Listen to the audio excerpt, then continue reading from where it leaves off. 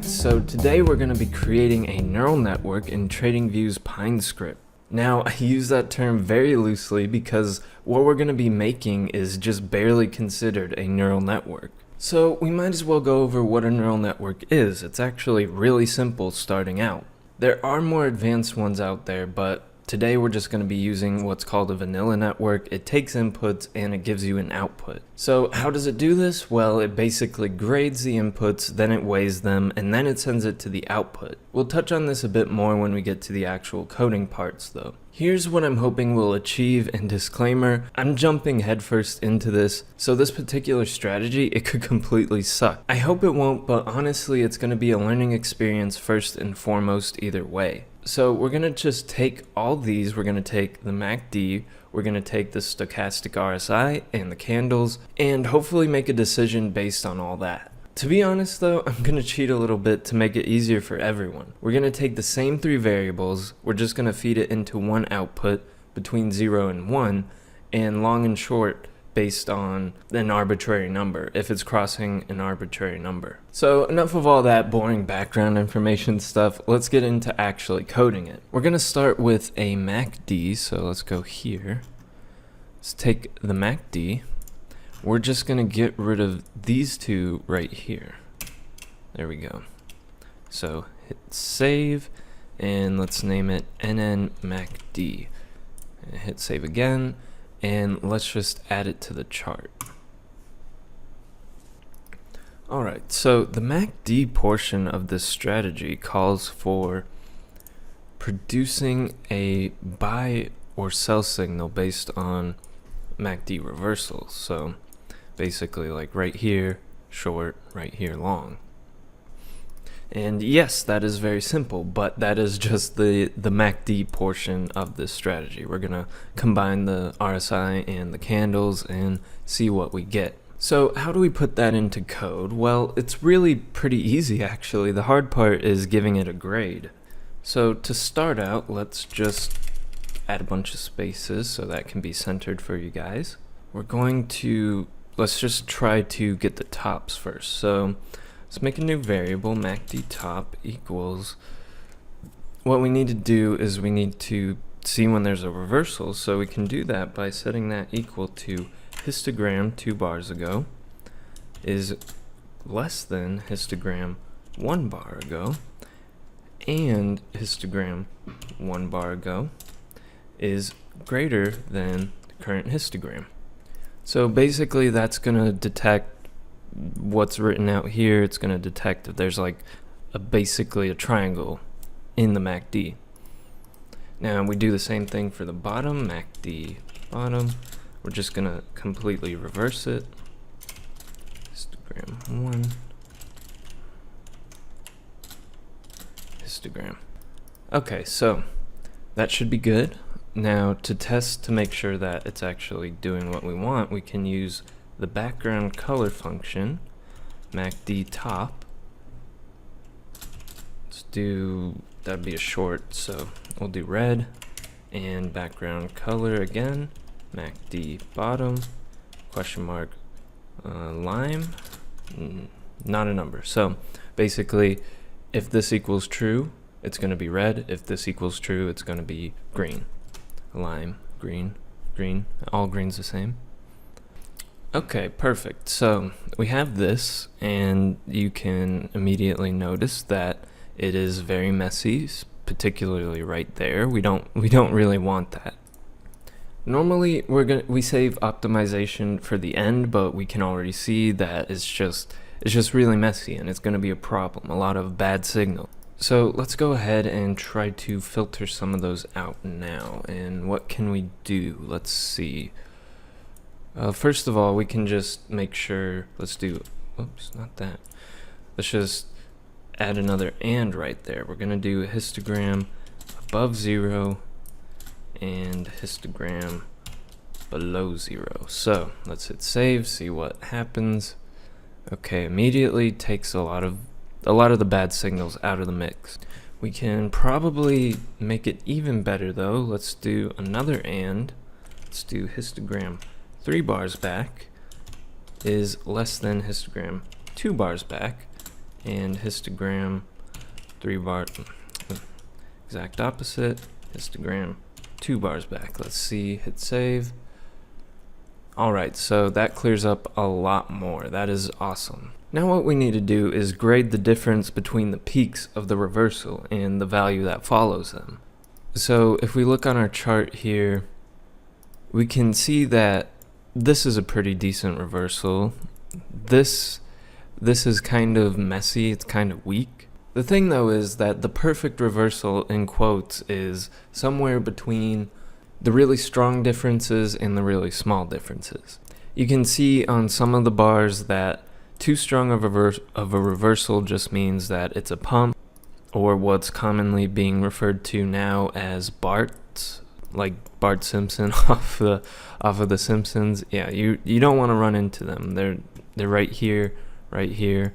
They're pretty dangerous because they can trigger your stop losses, something that is not fun, and then just shoot right back up. So it's something you really want to avoid. Unfortunately, that's going to be a bit much for this tutorial. What you can do though is run some machine learning on those and find out what the best difference is for this particular signal. But today let's just start by getting a percent difference.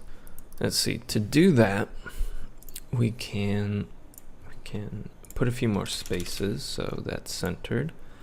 Difference, let's see, we just need to calculate the difference between the top and the following value. So a percent difference, by the way, too. So that way this works with, you switch it to day, you get really different values. So see, the MACD goes all the way up to 100 here, but on 30 minutes it only goes up to what, 20? Yeah.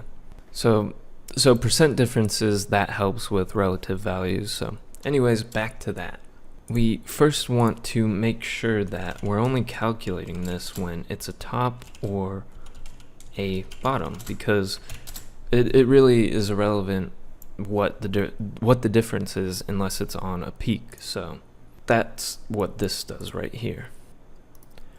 But anyways, let's see, absolute value, we're going to get the absolute value of histogram 1 bar back minus histogram, and we're going to divide this whole thing. I'm going to put a lot of parentheses in because I'm going to need them. Let's see, histogram 1 bar back minus, or not minus, histogram current, and divide that whole thing by 2 times 100. And if it's not that, it's going to be NA. So what this does is the difference is going to be set to, if it's a top or bottom, it's going to be set to this whole thing, and if it's not a top or a bottom, it's just going to be NA, so not a number. So let's plot that real quick to make sure that it's working, and let's comment the histogram out so that it doesn't trip us up.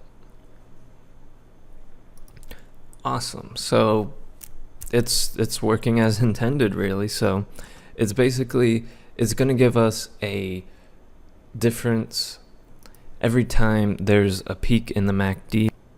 I don't know why I keep saying peak, but a reversal in the MACD, it's going to give us a value. So right here you can see value is -52, value is 59. So that is the percent difference. And actually, let me load up the MACD. It might help you guys out a bit. So you can see right here the difference between this bar right here and this bar right here is 4%. Now, if you remember, we need to take these values and grade it between 0 and 1.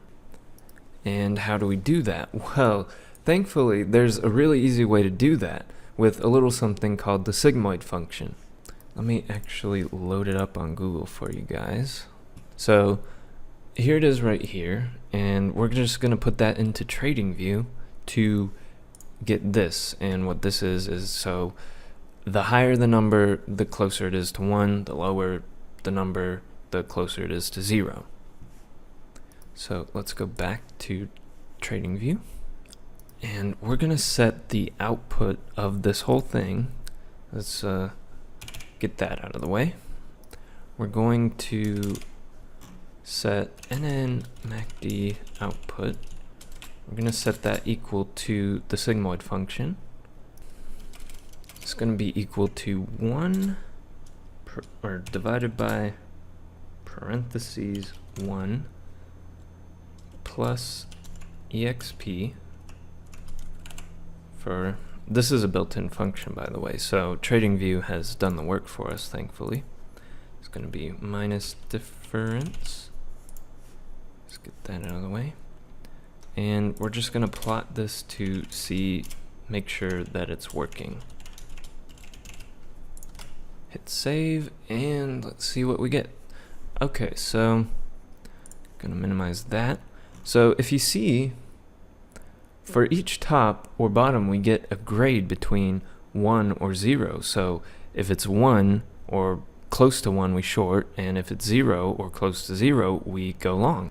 We don't have the exact numbers yet because that's going to be determined on the last portion of this tutorial, which kind of segues into what I was going to say next, which is, since I'm literally building this whole thing from scratch, it's not super optimized, but I kind of feel like this format, it lets you see the building of something like this in its purest form, so to speak. And I'm mentioning this because what I might do is I might come back to this on the last tutorial and we might change a few things, because I feel like this is already going to be a bit of a problem. I feel like this signal, so to speak, is more binary, and what I mean by that is I'm thinking this strategy is going to work better if this either just outputs a 1 or 0, not really graded.